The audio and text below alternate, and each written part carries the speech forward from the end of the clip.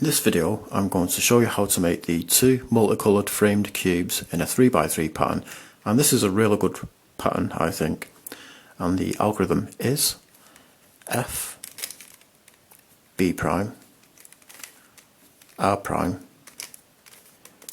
D prime, B prime, L prime, U, R, D, F prime, R prime, L, D, R2, L, F prime, D2, R prime and D prime.